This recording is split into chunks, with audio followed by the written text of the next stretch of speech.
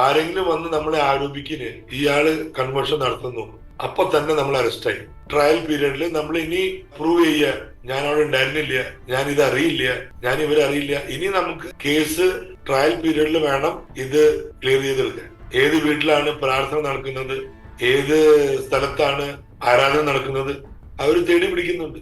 അപ്പൊ ഒരുവിധം എല്ലാ ഞായറാഴ്ചയും അവർ ആരെങ്കിലും ഒക്കെ പിടിച്ച് ഈ കാരണവശാല് അകത്താക്കുന്നുണ്ട്. 15 ദിവസം കഴിഞ്ഞപ്പോ എനിക്ക് മനസ്സിലായി പ്രാർത്ഥന മാത്രമാണ് ഒരു വഴി. എന്റെ ബുദ്ധി, എന്റെ ഇന്റലിജൻസ്, എന്റെ പഠിപ്പ് ഒന്നും ഇന്ന് എന്നെ സഹായിക്കാൻ പറ്റില്ല.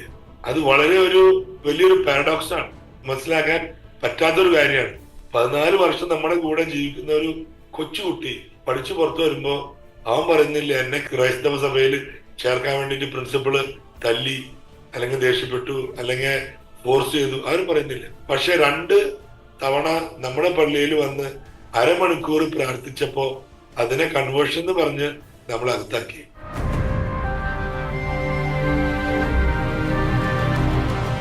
വടക്കേ ഇന്ത്യയിൽ നടന്നുകൊണ്ടിരിക്കുന്ന ഒരുപാട് മതപീഡനങ്ങളെ കുറിച്ചുള്ള വാർത്തകളും അനുഭവങ്ങളും എല്ലാം നമ്മൾ കേൾക്കാറുള്ളതാണ്. അതുപോലെ ഇത്തരത്തിൽ വടക്കേ ഇന്ത്യയിൽ സംഭവിച്ച ഒരു മതപരിവർത്തന നിരോധന നിയമത്തിൻ്റെ പേരിൽ അറസ്റ്റ് ചെയ്യപ്പെട്ട ഒരു വൈദികൻ്റെ അനുഭവങ്ങളെക്കുറിച്ചാണ് നമ്മൾ ഇപ്പോൾ കേൾക്കാൻ പോകുന്നത്. ഫാദർ ബാബു ഫ്രാൻസിസ് ആണ് നമ്മളോടൊപ്പം ചേരുന്നത്. ഒരു രീതിയിൽ പറഞ്ഞാൽ ഇതിനുള്ളിലെ മറ്റൊരു വശം എന്ന് പറയുന്നത് ഫാദർ ബാബു ഫ്രാൻസിസ് ഒരു അഡ്വക്കേറ്റ് കൂടിയാണ്. അങ്ങനെയുള്ള ഒരു വൈദികനാണ് ഇതുപോലുള്ള ഒരു ദുരനുഭവം ഉണ്ടായിട്ടുള്ളത്. Father Babu Francis, welcome. Thank you. Father, എങ്ങനെയാണ് അച്ഛന് ഒരു അറസ്റ്റിലേക്ക് അങ്ങനെ പോകാനുണ്ടായ ഒരു സാഹചര്യത്തെക്കുറിച്ചൊന്ന് പറയാമോ? ഞാനിവിടെ സോഷ്യൽ വർക്കിൽ ജോലി ചെയ്ത് 5 കൊല്ലമായി. എനിക്ക് കുറച്ച് സ്റ്റാഫ് ഉണ്ട് ഇവിടെ ഓഫീസിൽ. അപ്പൊ എന്റെ ഒരു സ്റ്റാഫ് മിസ്റ്റർ പീറ്റർ പോൾ, ആള് നല്ലൊരു മനുഷ്യനാണ്, ഇവിടെ 10 കൊല്ലമായിട്ട് ജോലി ചെയ്യുന്നുണ്ട്. അപ്പൊ ആളുടെ ഭാര്യ ഒക്ടോബർ 1-ാം തീയതി ഉച്ചയ്ക്ക് എന്നെ വിളിച്ചിട്ട് പറഞ്ഞു, അച്ഛാ എന്റെ ഭർത്താവിനെ പോലീസ് പിടിച്ചോണ്ട് പോയി. അപ്പൊ ഞാൻ നോക്കുമ്പോ ഇയാള് നല്ലൊരു മനുഷ്യനാണ്, വളരെ ഇന്നസെന്റ്, വളരെ ഓണസ്റ്റ്. അപ്പൊ ഞാൻ പറഞ്ഞു ശരി, ഞാൻ നോക്കട്ടെ. ഞാൻ പോലീസ് സ്റ്റേഷനിൽ എത്തി.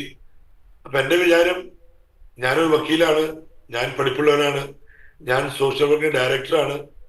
അപ്പോ ഇയാളിപ്പോ അങ്ങനെ വലിയ തെറ്റും ചെയ്തിട്ടുണ്ടാവില്ല, ഏതെങ്കിലും മിസ്അണ്ടർസ്റ്റാൻഡിങ്ങിലായിരിക്കും അവിടെ വന്നിരിക്കുന്നത്.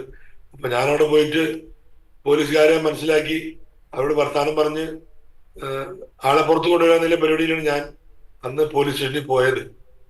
അത് കഴിഞ്ഞിട്ട് അവിടെ എത്തിയപ്പോ ഒരു സംഘടന ഹിന്ദു അവിടെ വന്ന് വലിയ ഒച്ചയും വെള്ളവും. അപ്പൊ ഞാൻ നോക്കുമ്പോ ഇവര് വർത്താനം പറയുന്നതും ഒച്ചെടുക്കുന്നതൊക്കെ കൺവേർഷനെ പറ്റിയാണ്. അപ്പോഴാണ് ആരോട് പറഞ്ഞത്, അച്ഛാ നമ്മുടെ പീറ്ററിന്റെ ചേട്ടൻ ഒരു പെന്തക്കോസ്ത പള്ളിയില് എന്തോ ഒരു കൺവേർഷൻ നടത്തുന്നുണ്ട്, അവിടെ കുറെ ആൾക്കാർ കൂടി പ്രാർത്ഥന കൺവേർഷൻ നടത്തുന്നുണ്ട്. അപ്പോ അച്ഛൻ പറഞ്ഞ സ്ഥലം വിട്ടോ, ഇത് കേസ് വേറെയാണ്. ഞാൻ പറഞ്ഞു കുഴപ്പമില്ല, നമുക്ക് നോക്കാം. അപ്പൊ അവര് ഞങ്ങളുടെ പേര് ചോദിച്ചു. ഞാനും പീറ്ററിന്റെ ചേട്ടൻ, പീറ്ററിന്റെ ഒരു റിലേറ്റീവ്, ഞങ്ങൾ 4 പേരും, പീറ്ററിന്റെ വൈഫ് അവിടെ ഉണ്ടായിരുന്നു. അപ്പോ ഞാൻ എന്റെ പേര് പറഞ്ഞു, അപ്പന്റെ പേര് വിലാസം, അങ്ങനെ അവരും അവരുടെ പേരും അപ്പന്റെ പേരും വിലാസം ഒക്കെ പറഞ്ഞു. അത് കഴിഞ്ഞ ഉടനെ പോലീസുകാർ ഞങ്ങളെ കസ്റ്റഡിയിലെടുത്തു. ഞങ്ങളോട് ഒരു ചോദ്യം ഉത്തരവൊന്നും ഉണ്ടായില്ല. അവർ നേരെ ഞങ്ങളുടെ മൊബൈൽ വാങ്ങിച്ചെടുത്തു, ഞങ്ങളെ നേരെ പോലീസ് കസ്റ്റഡിയിലേക്ക് മാറ്റി. അങ്ങനെ ഞങ്ങൾ അന്ന് ഒക്ടോബർ 1-ാം തീയതി അരമണിക്കൂറില് സ്റ്റേഷനില് കസ്റ്റഡിയിലായി. അവിടെ നിന്ന് പിന്നെ ഞങ്ങള് അടുത്ത ദിവസം ഒക്ടോബർ 2-ാം തീയതി മജിസ്ട്രേറ്റിന്റെ അടുത്ത് പോയി ഞങ്ങളുടെ ഹെൽത്ത് ചെക്കപ്പ് കഴിഞ്ഞു. രാത്രി 8:30-ക്ക് ഞങ്ങള് നൈനി സെൻട്രൽ ജയിലിലെത്തി. ഒരുപക്ഷെ നമ്മൾ ഒരുപാട് വാർത്തകൾ അവിടെ നിന്നുള്ളത് കേൾക്കാറുള്ളതാണ്. എന്ന് വെച്ചാൽ ഇതുപോലെ മതപരിവർത്തന നിരോധന നിയമത്തിൻ്റെ പേരിൽ ഒരുപാട് ആളുകളെ അറസ്റ്റ് ചെയ്യപ്പെടുന്നതും ജയിലിൽ അടയ്ക്കപ്പെടുന്നതുമായിട്ടുള്ള ഒരുപാട് വാർത്തകൾ കേൾക്കുന്നുണ്ട്. അപ്പോൾ അച്ഛൻ്റെ അനുഭവം എന്ന് പറയുന്നത് ഒരുപക്ഷെ ഒരു അഡ്വക്കേറ്റ് കൂടിയായ ഒരു അവസ്ഥയിൽ അത് എങ്ങനെയായിരുന്നു എന്ന് പറയാമോ? ഞാൻ എൻ്റെ അനുഭവം വെച്ച് നോക്കുമ്പോ ഇന്ന് നമ്മുടെ ക്രൈസ്തവ സഭയ്ക്ക് കൂടുതൽ നമ്മൾ ചിന്തിക്കേണ്ടത് നമ്മുടെ വിശ്വാസം നമ്മൾ എങ്ങനെയാണ് മുമ്പോട്ട് കൊണ്ടുപോകേണ്ടത്. ഞാനൊരു വക്കീലാണ്, ഞാൻ പഠിപ്പുള്ള ഒരു മനുഷ്യനാണ്, എനിക്ക് കുറെ അറിവുണ്ട്. എൻ്റെ കയ്യിൽ കുറെ സമ്പത്തുണ്ട്, എൻ്റെ കയ്യിൽ കുറെ വലിയ ഇൻസ്റ്റിറ്റ്യൂഷൻസ് ഉണ്ട് എന്ന് പറഞ്ഞിട്ട് നമുക്ക് ഇന്ന് മുമ്പോട്ട് പോകാൻ പറ്റില്ല. ഇന്ന് നമുക്ക് വേണ്ടത് നമ്മുടെ ക്രൈസ്തവ വിശ്വാസത്തിന് ഞാൻ എങ്ങനെയാണ് മുമ്പോട്ട് കൊണ്ടുപോകേണ്ടത്, അതിനുവേണ്ടി നമ്മളെല്ലാവരും എപ്പോഴും തയ്യാറായിരിക്കണം. വടക്കേ ഇന്ത്യയില് സ്പെഷ്യലി സാഹചര്യങ്ങള് ക്രൈസ്തവ വിശ്വാസത്തിന് വിപരീതമാറ്റാൻ നമ്മൾ ചെയ്യുന്ന ഓരോ കാര്യങ്ങളും, അത് പള്ളിയായാലും സോഷ്യൽ വർക്കായാലും സ്കൂളായാലും എല്ലാത്തിലും പുറന്ന് ഒരു വാച്ച് ടവർ ഉണ്ട്.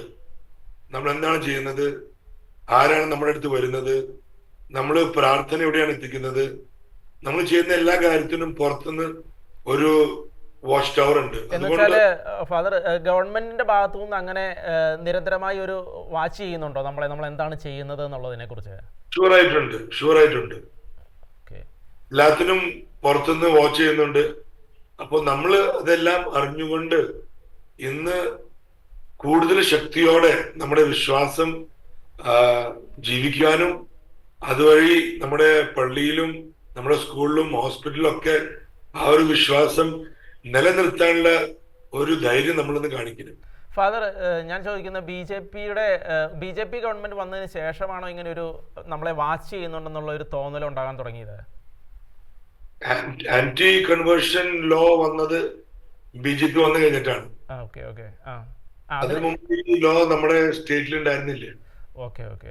അപ്പൊ അത് കഴിഞ്ഞിട്ടാണ് ഈ ആന്റി കൺവേർഷൻ ലോ വന്നിരിക്കുന്നത്. അപ്പോ നമുക്കറിയാം കുറെ മേഖലയിൽ നമ്മളെ ചോദ്യം ചെയ്യുന്നുണ്ട്. സ്കൂളായാലും ഹോസ്പിറ്റലായാലും പള്ളിയായാലും പ്രാർത്ഥന സഭയായാലും സിസ്റ്റർമാര് എവിടെ പോയിട്ട് മിഷൻ പ്രവർത്തനം നടത്തിയാലും അച്ഛന്മാർ പുറത്തു പോയി നടത്തിയാലും നമ്മൾ കരോൾ സിംഗിങ് പാടാൻ പോയാലും പല മേഖലയിൽ അവർ നമ്മളെ വാച്ച് ചെയ്യുന്നുണ്ട്. അത് നമുക്കറിയാം. എന്നുവെച്ചാൽ അതിനെ പറ്റി പലപ്പോഴും ചോദ്യോത്തരം ഉണ്ടായിട്ടുണ്ട്. ഫാദർ ശരിക്കും അവിടെ ഏത് രീതിയിലുള്ള മിഷൻ ആയിരുന്നു ചെയ്തുകൊണ്ടിരുന്നത്? ഞാൻ സോഷ്യൽ വർക്കിന്റെ ഡയറക്ടറാണ്. അലഹാബാദ് രൂപതയുടെ സോഷ്യൽ വർക്ക് വിങ്ങിന്റെ ഡയറക്ടറാണ്. 5 കൊല്ലമായി ഞാനിവിടെ ഓഫീസിൽ. അപ്പൊ ഞങ്ങള് ചെയ്യുന്ന സോഷ്യൽ വർക്ക് അവിടെ സ്ലം, പിന്നെ വില്ലേജ്, അങ്ങനെ കുറെ സ്ഥലത്ത് ഞങ്ങള് കുട്ടികൾക്ക് വേണ്ടി മഹിളാ സംഘടന, അങ്ങനെ കുറെ കാര്യങ്ങള്, അതിന്റെ കൂടെ ഓർഗാനിക് ഫാർമിംഗ്, ഇതെല്ലാം ചെയ്യുന്നുണ്ട്. അപ്പൊ ഇതിലൊന്നും ഇതുവരെ ആരും വന്ന് ചോദ്യം ചെയ്തിട്ടില്ല. എന്നുവെച്ചാൽ നമ്മുടെ സ്റ്റാഫ് 90% ഹിന്ദുസ് മുസ്ലിംസ് ആണ്.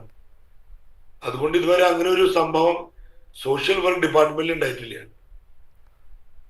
ഇപ്പം രൂപതയുടെ മറ്റുള്ള ഏതെങ്കിലും ആക്ടിവിറ്റീസിൽ ഇതുപോലെ ഇടപെടൽ ഉണ്ടായിട്ടുണ്ടായിരുന്നോ അധികാരികളുടെ ഭാഗത്തുനിന്ന്? സ്കൂളിൽ നമുക്ക് പലപ്പോഴും ഈ കുഴപ്പമുണ്ടായിട്ടുണ്ട്. ഇപ്പൊ സ്കൂളിൽ എന്തുണ്ടായാലും അവരത് കൺവേർഷൻ വെച്ച് ജോയിൻ ചെയ്യും.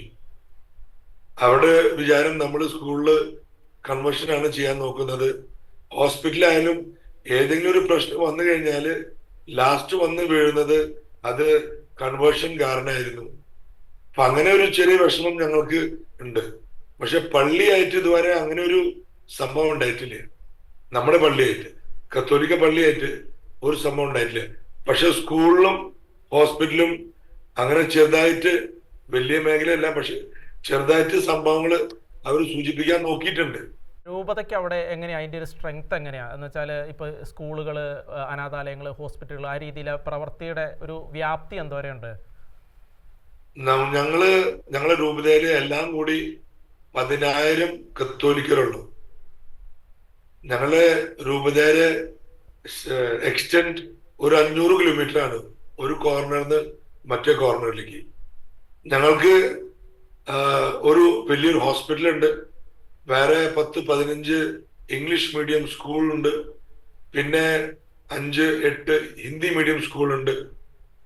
പള്ളികള് 1-2 പള്ളിയില് കുറച്ച് ആൾക്കാരുണ്ട്. ഏറ്റവും വലിയ പള്ളിയിൽ ഞങ്ങൾക്കുള്ളത് 350 ഫാമിലീസ് ആണ്. പിന്നെ ഞങ്ങൾക്ക് പള്ളിയുണ്ട് 2 ഫാമിലീസ്, 5 ഫാമിലീസ്. അപ്പൊ നമ്മുടെ രൂപത ഇവിടെ ഒരു 160 കൊല്ലം കഴിഞ്ഞു സഭ രൂപതയായിട്ട് മാറിയിട്ട്. അപ്പൊ അത് കഴിഞ്ഞിട്ട് ഇന്ന് നമ്മുടെ സ്കൂള് സെന്റ് ജോസഫ് കോളേജ് അലഹാബാദിലുണ്ട്. 6000 കുട്ടികൾ പഠിക്കുന്നുണ്ട് അവിടെ, ആൺകുട്ടികൾ. അപ്പൊ അതിന് എത്രയോ ആൾക്കാർ ഇവിടെ നിന്ന് പഠിച്ച് നല്ല മേഖലയിൽ എത്തിയിട്ടുണ്ട്, നല്ലൊരു പോസ്റ്റിൽ എത്തിയിട്ടുണ്ട്. പക്ഷേ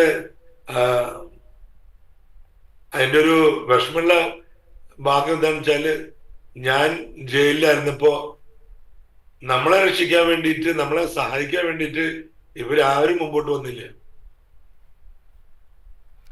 ഫാദർ, ഒരുപക്ഷെ 160 വർഷത്തെ പാരമ്പര്യം ശരിക്കും അവിടെ ഉണ്ട്. എന്നുവെച്ചാൽ ശരിക്കും അവർക്ക് ഒരു കൺവേർഷൻ എന്ന് പറഞ്ഞ രീതിയിൽ ആരോപിക്കത്തക്ക രീതിയിലുള്ള അതിനെല്ലാം ഒരുപാട് അപ്പുറത്താണ് സഭയുടെ വ്യാപ്തി, അവിടെ ആഴം. ഫാദർ, അച്ഛൻ പറഞ്ഞു. ഞാൻ പറഞ്ഞത്, നമ്മുടെ സ്കൂളിൽ നിന്ന് ഇത്ര കൊല്ലം പഠിച്ചു പോയിട്ടും ആരും ഇതുവരെ സ്കൂളില് മതപരിചയം നടത്തുന്ന ആരും പറഞ്ഞിട്ടില്ല. നമ്മുടെ ഹോസ്പിറ്റലിൽ 300 ബെഡിന്റെ ഹോസ്പിറ്റലുണ്ട്, അതിൽ എത്രയോ ആൾക്കാർ വന്ന് പോകുന്നുണ്ട്. ആരും മതപരിചയ കാര്യത്തിന് പറഞ്ഞ് അവിടെ ഒന്നും ചെയ്തിട്ടില്ല. പക്ഷെ ഇപ്പൊ ഒരു 10-15 കൊല്ലമായിട്ട് ഈ ഒരു വിഷയം വളരെ സീരിയസ് ആയിട്ട് നമ്മൾ നേരിടുന്നു. പ്രധാനമായിട്ട് ഏതൊക്കെ സംഘടനകളാണ് ഒരുപക്ഷെ ഇങ്ങനെയുള്ള ആരോപണങ്ങളുമായിട്ട് വരുന്നത്? ഹിന്ദു എല്ലാ സംഘടനയുണ്ട്. ഹിന്ദു പ്രവർത്തിക്കുന്ന എല്ലാ സംഘടനയും ഓരോ തരത്തിൽ വരുന്നുണ്ട്. അതിന് കുറെ പേര് നമ്മുടെ അവിടെ പഠിച്ചു പോയവരാണ്. ഈ വരുന്ന ആളുകളിൽ കുറെ പേര് പഠിച്ചു പോയവരും കൂടെയാണ്. പോയവരുണ്ട്. പക്ഷെ അവർക്ക് ഒന്നും ചെയ്യാൻ പറ്റുന്നില്ല. അവർക്കറിയാം അവര് ചെയ്യുന്നത് ശരിയല്ല. കത്തോലിക്ക സഭ അങ്ങനെ ഒരു കാര്യം ഇവിടെ നടത്തുന്നില്ല, കൺവേർഷൻ ചെയ്യുന്നില്ല. പക്ഷെ അവർക്ക് സ്വയമായിട്ട് ഇൻഡിപെൻഡന്റ് ആയിട്ട് ഒരു തീരുമാനം എടുക്കാൻ പറ്റുന്നില്ല. മോളിൽ നിന്ന് കുറെ പ്രഷർ ഉണ്ട്, അഡ്മിനിസ്ട്രേറ്റീവ് പ്രഷർ ഉണ്ട്, ജുഡീഷ്യൽ പ്രഷർ ഉണ്ട്. അതുകൊണ്ട് അവർക്ക് ഒന്നും ചെയ്യാൻ പറ്റുന്നില്ല. ഫാദറിന്റെ കൂടെ ഉണ്ടായിരുന്ന ആളുകള് ആ നാട്ടിൽ തന്നെ ഉള്ള ആളുകളായിരുന്നോ? എന്നുവെച്ചാൽ അവര് കത്തോലിക്ക കുടുംബം നമ്മുടെ ഇടവകയില് ഉള്ള ആൾക്കാരാണ്. എന്നുവെച്ചാൽ ഞാൻ ചോദിച്ച ഇപ്പം ഉത്തർപ്രദേശിൽ തന്നെ ജനിച്ചു വളർന്ന അങ്ങനെയുള്ള ആളുകളാണോ, അതോ? പീറ്റർ പോൾ എന്ന് പറഞ്ഞ ആള് ഒറിജിനലി തമിഴ്നാട്ടിൽ നിന്നാണ്. അവർ കുറെ കൊല്ലം മുമ്പ് ഇവിടെ വന്ന് സെറ്റിലായി. അവിടെ അപ്പനമ്മ മരിച്ചു, അവർക്ക് ഇവിടെ തന്നെ. ഇന്ന് അവർക്ക് തമിഴ്നാട്ടിൽ ആരും അങ്ങനെ റിലേറ്റീവ്സ് ആയിട്ട് ആരും ഇല്ല. ബാക്കി ഒരാള് ബീഹാർ പട്നാന്ന് പറഞ്ഞ സ്ഥലത്ത് നിന്ന് ഇവിടെ വന്ന് കുറെ കൊല്ലമായിട്ട് ജോലി ചെയ്ത് താമസിക്കുകയാണ്. അപ്പൊ അവര് ഇവിടുത്തെ UP ആയിട്ട് ലോക്കൽ അല്ല. പക്ഷെ രണ്ടുപേര് തമിഴ്നാട്ടിൽ നിന്നും ഒരാള് ബീഹാർ പട്ന എന്നാണ്. ഫാദർ, പിന്നീട് ജയിലിൽ ചെന്നിട്ടുള്ള അനുഭവങ്ങൾ എങ്ങനെയായിരുന്നു? ജയിലിലത്തെ അനുഭവം വളരെ വിഷമമുള്ള ഒരു അനുഭവമായിരുന്നു. നമ്മൾ സാധാരണ പിക്ചറിലോ കാണുമ്പോൾ ജയില് നല്ല വൃത്തി വെടുപ്പുണ്ട്, ഒരു സെല്ല് ഒരാള് അല്ലെങ്കിൽ ഒരു സെല്ല് 4 ആൾക്കാര്, അവിടെ നല്ലൊരു അന്തരീക്ഷം, ഭക്ഷണം നമ്മൾ അത്രയധികം ശ്രദ്ധിക്കാറില്ല. പക്ഷെ ഇവിടുത്തെ ജയിലിൽ നമ്മൾ പോയി കഴിഞ്ഞപ്പോ ഞാനിപ്പോ അറിയപ്പെടുന്നത്, ആ ജയിലിൽ ശരിക്ക് 2500 പ്രിസണേഴ്സിന് താമസിക്കാനുള്ള സൗകര്യം മാത്രമേ ഉള്ളൂ. പക്ഷെ ആക്ച്വലി ആ ജയിലില് 4500 പ്രിസണേഴ്സ് ഉണ്ട്. അപ്പൊ ആ ഒരു സാഹചര്യത്തിൽ നമുക്ക് മനസ്സിലാക്കാം, ഇരട്ടി ആൾക്കാർ താമസിക്കുന്ന ഒരു ജയിലില് വൃത്തി വെടുപ്പും അവിടുത്തെ ഹൈജീൻ, അവിടുത്തെ എൻവയൺമെന്റ് എല്ലാം വളരെ മോശമാണ്.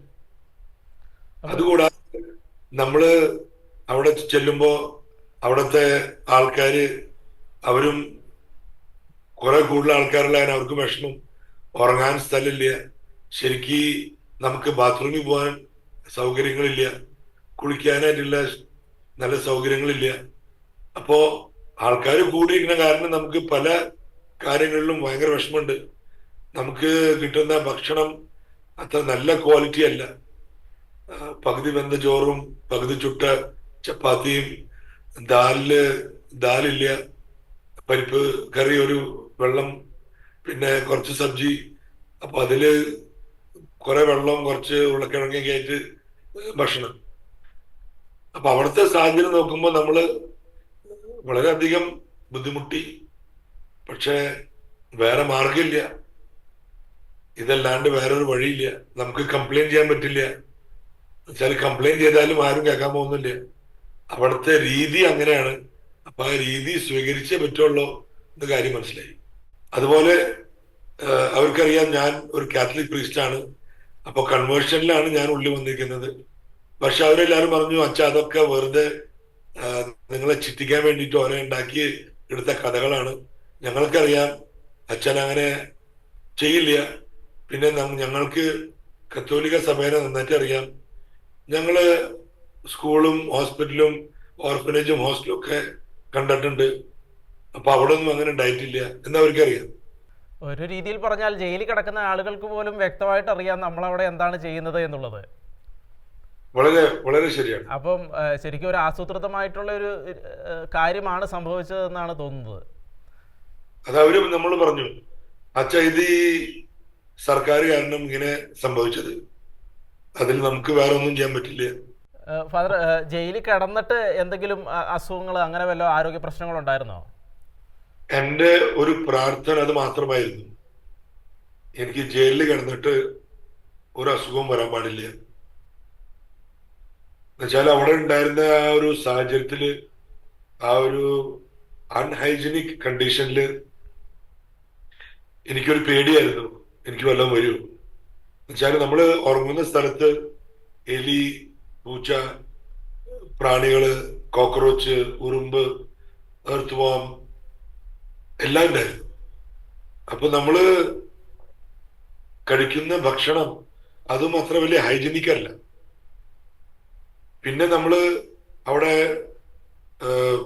പുറത്ത് കുറച്ച് നടക്കാൻ പോകുമ്പോ അവിടുത്തെ മൂത്രപ്പുരയായാലും അവിടുത്തെ കുളിക്കാനുള്ള സാഹചര്യം ആയാലും ടോയ്ലറ്റ് ആയാലും എല്ലാം വളരെ അധികം മോശമായിരുന്നു. അപ്പൊ എനിക്കൊരു ചെറിയ പേടി, എനിക്ക് വല്ല ഇൻഫെക്ഷൻ കിട്ടുമോ, അതോ എനിക്ക് വല്ല അസുഖം പിടിക്കുമോ, അങ്ങനെ വലിയൊരു പേടിയാണ്. പക്ഷെ കർത്താവ് സഹായിച്ചിട്ട് അങ്ങനെ ഒന്നും ഉണ്ടായില്ല.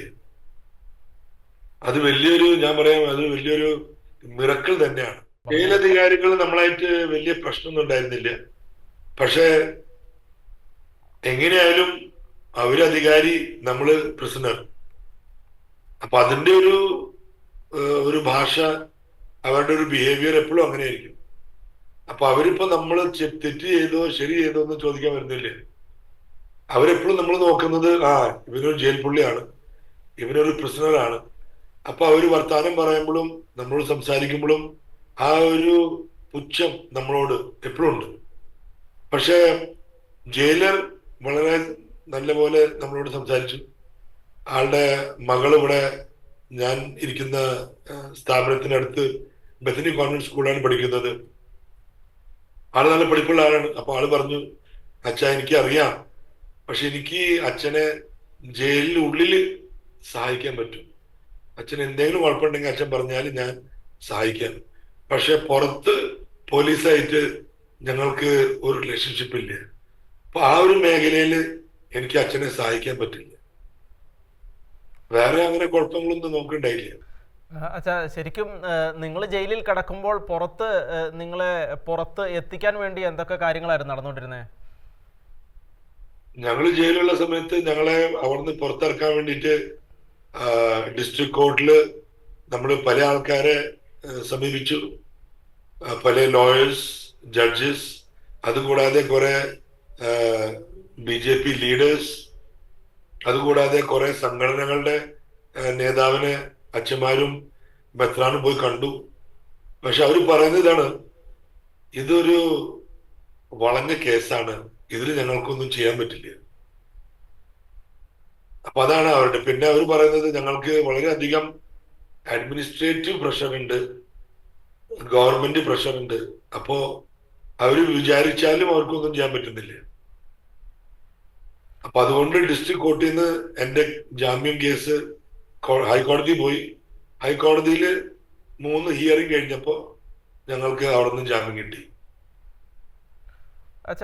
അച്ഛൻ പലപ്പോഴും പറയുന്നുണ്ട്, എല്ലാവരും പറയുന്നത് ഒരു വളഞ്ഞ കേസാണ് എന്ന് പറയുന്നുണ്ട്. ശരിക്കും അത് എന്തുവാണ്? അച്ഛന് നിയമം അറിയാവുന്ന ആളാണ്. അപ്പൊ അതിൻ്റെ ഉള്ളിലെ ഒരു നൂലാമാല എന്ന് പറയുന്നത് എന്താണ് ശരിക്കും അവർ പറയുന്നത്?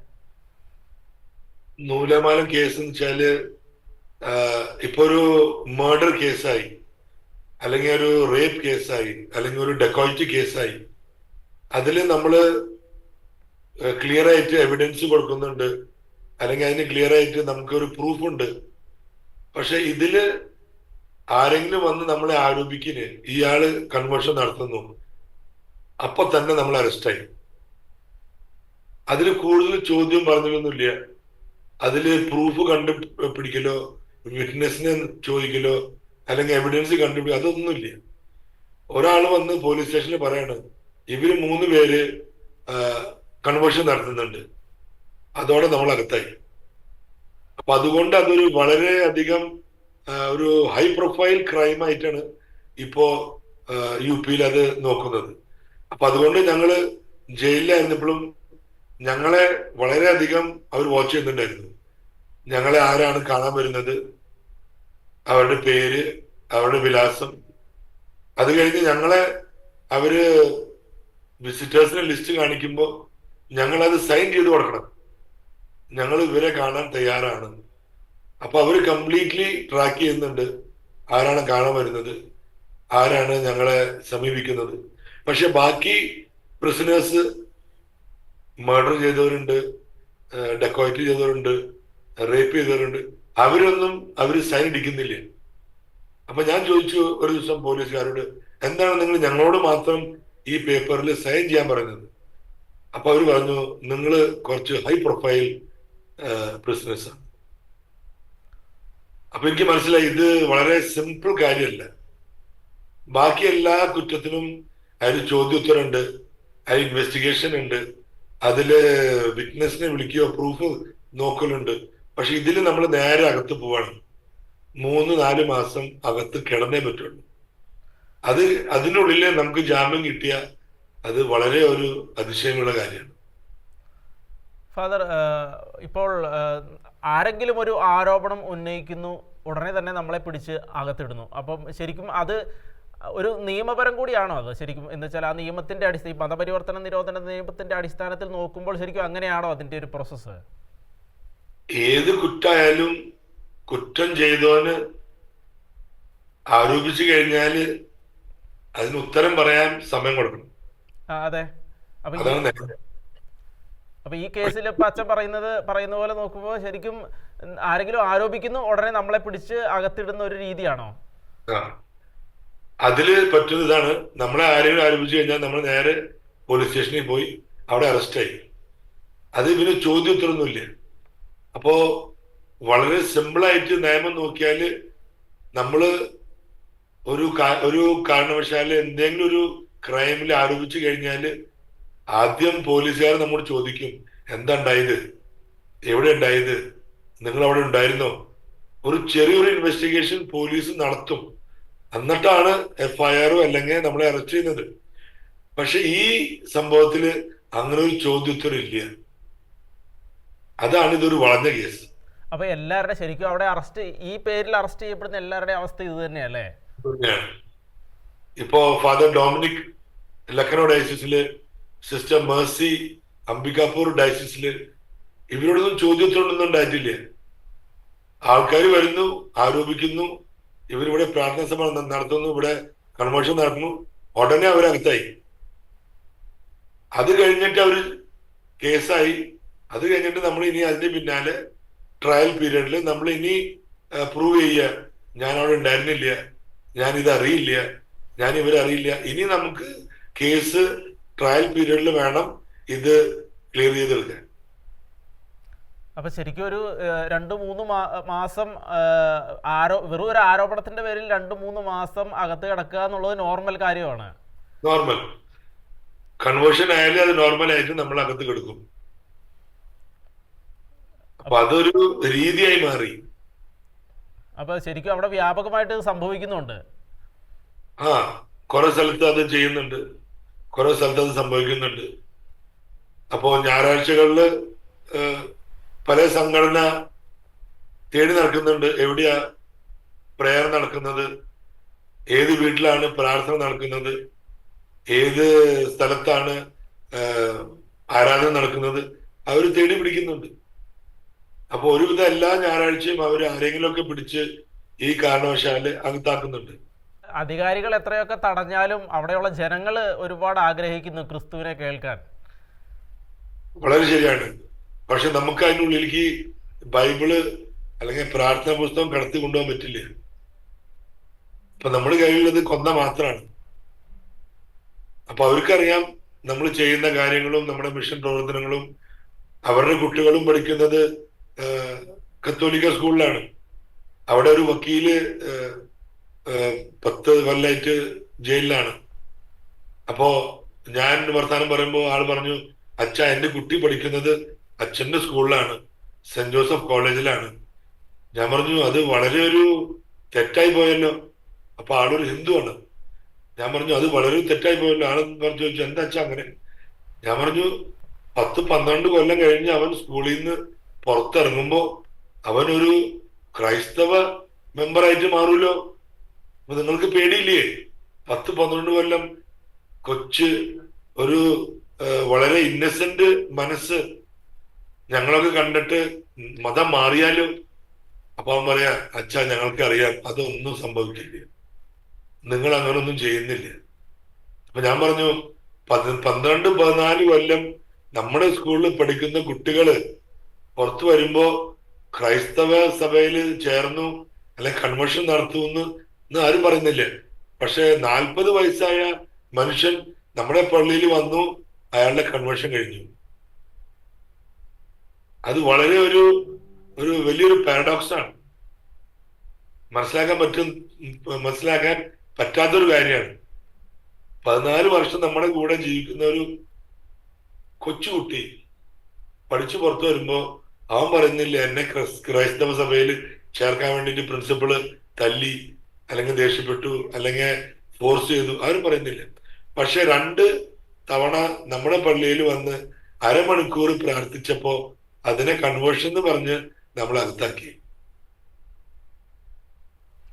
ഒരു രീതിയിൽ പറഞ്ഞു കഴിഞ്ഞാൽ ഒരുപക്ഷെ ഇപ്പോൾ ഈ നിയമങ്ങളെല്ലാം ഉണ്ടാക്കിയ പല ആളുകളും അതിൻ്റെ ആ സംഘടനയുടെ കൂടെ നിൽക്കുന്ന ആളുകൾ പോലും ഒരുപാട് ആളുകൾ പഠിച്ചിട്ടുള്ളത് ക്രിസ്ത്യൻ സ്കൂളുകളിൽ തന്നെയാണ്. വളരെ ശരിയാണ്. 80% ഓഫീസേഴ്സ് പഠിച്ചത് ഇംഗ്ലീഷ് മീഡിയം സ്കൂളിലാണ്. ഇംഗ്ലീഷ് മീഡിയം സ്കൂൾ നടത്തുന്നത് ക്രിസ്ത്യൻസ് ആണ്, ഹിന്ദുസ് അല്ല, മുസ്ലിംസ് അല്ല. അപ്പൊ അതുകൊണ്ട് അവർക്കറിയാം നമ്മുടെ സ്കൂളിൽ എന്താണ് ചെയ്യുന്നത്, നമ്മുടെ രീതി എങ്ങനെയാണ്, നമ്മൾ എന്താണ് അവിടെ കുട്ടികളെ പഠിപ്പിക്കുന്നത്. അപ്പൊ അതുകൊണ്ട് ഇന്നും ഇഷ്ടംപോലെ ഹിന്ദുസും മുസ്ലിംസും നമ്മുടെ സ്കൂളിൽ വന്ന് ചേരാൻ വേണ്ടിയിട്ട് അടി ഉണ്ടാക്കുന്നുണ്ട്. ഇന്നും ഹിന്ദുസ് പുറത്ത് എന്നോട് പറഞ്ഞു അച്ഛാ പുറത്തിറങ്ങുമ്പോ എന്റെ കുട്ടിക്ക് ഒരു അഡ്മിഷൻ വേണം. അപ്പൊ അതിന്റെ അർത്ഥം അവർക്ക് ഇന്നും നമ്മുടെ സ്ഥാപനത്തിൽ വിശ്വാസമുണ്ട്. എത്രയോ പേര് നമ്മുടെ സ്കൂളിൽ നിന്ന് പഠിച്ചു പോയി. പക്ഷെ നമ്മുടെ സ്കൂളിൽ 6000 കുട്ടികളില് 100 കുട്ടികൾ മാത്രമേ കാത്തലിക്സ് ആയിട്ടുള്ളൂ അല്ലെങ്കിൽ ക്രിസ്ത്യൻസ് ആയിട്ടുള്ളൂ. ബാക്കി എല്ലാവരും ഹിന്ദുസാണ്, മുസ്ലിംസാണ്. അപ്പൊ അവർക്കറിയാം നമ്മൾ ചെയ്യുന്നത് നമ്മുടെ പള്ളിയിലത്തെ കുട്ടികൾക്ക് വേണ്ടി മാത്രമല്ല, നമ്മൾ ചെയ്യുന്നത് എല്ലാവർക്കും വേണ്ടിയാണ്. നമ്മുടെ സ്കൂളായാലും ഹോസ്പിറ്റലായാലും എല്ലാതും. അപ്പോ സാധാരണ ജനത്തിന് അതിന്റെ ഒരു വിശ്വാസം അവർക്കറിയാം, അവർ കണ്ടിട്ടുണ്ട്, അവർ അനുഭവിച്ചിട്ടുണ്ട്. അച്ഛാ ജയിലിൽ നിന്ന് ഇറങ്ങിക്കഴിഞ്ഞിട്ടുള്ള പിന്നെയുള്ള കാര്യങ്ങൾ എങ്ങനെയായിരുന്നു എന്നുവെച്ചാൽ നിയമപരമായിട്ടാണെങ്കിലും പിന്നെ അതുപോലെ തന്നെ പിന്നെ അധികാരികളുടെ ഇടപെടൽ പിന്നെ ഉണ്ടായോ ഈ കേസിനെ പ്രതി? ജയിലിൽ നിന്ന് ഇറങ്ങി കഴിഞ്ഞിട്ട് ഇതുവരെ ആരും എന്നെ അങ്ങനെ കാണാൻ വന്നിട്ടില്ല. ഈ ആരോപണത്തിനെ പറ്റി ചോദ്യം ചെയ്യാനോ അല്ലെങ്കിൽ അതിനുവേണ്ടി സംസാരിക്കാനോ ആരും വന്നിട്ടില്ല. എന്റെ കേസിന്റെ ഡേറ്റ് സമ്മൺ വന്നു തുടങ്ങിയിട്ടുണ്ട്. ഫെബ്രുവരി 26-ാം തീയതി എനിക്ക് കോടതി പോയിട്ട് അവിടെ ഹാജർ ചെയ്യണം. ചാർജ് ഷീറ്റ് വന്നിട്ടുണ്ട്. അപ്പൊ ഇനി ട്രയൽ നടക്കും കോടതിയിൽ. അതനുസരിച്ച് കേസ് മുമ്പോട്ട് നീങ്ങിക്കൊണ്ടിരിക്കും. ഫാദർ, ഒരു കാര്യം ചോദിക്കാൻ വിട്ടുപോയത്, നിങ്ങൾ സ്റ്റേഷനിൽ ചെല്ലുമ്പോൾ അവിടെ ഈ സംഘടനകളുടെ ആളുകളെല്ലാം അവിടെ നിൽപ്പുണ്ടായിരുന്നോ? ഞങ്ങൾ ചെന്നപ്പോ അവിടെ ആരും ഉണ്ടായിരുന്നില്ല. ഓക്കെ. ചെന്ന് കഴിഞ്ഞൊരു 5-10 മിനിറ്റ് കഴിഞ്ഞപ്പോ ഈ സംഘടന ആൾക്കാർ അവിടെ എത്തി, അവര് കുറെ ഒച്ചമാളുണ്ടാക്കി. അത് കഴിഞ്ഞിട്ടാണ് അവര് ഞങ്ങളുടെ പേരൊക്കെ ചോദിച്ചത്. അപ്പൊ ഞങ്ങളുടെ പേര് ചോദിക്കുമ്പോൾ അവർക്ക് മനസ്സിലായി ഞങ്ങള് ക്രിസ്ത്യൻസ് ആണ്. എന്റെ പേര് ബാബു ഫ്രാൻസിസ്, വേറെ ആള് Michael Sylvester, Peter Paul, John Dominic. അപ്പൊ ഇതൊക്കെ ഹിന്ദു പേരുകളല്ല.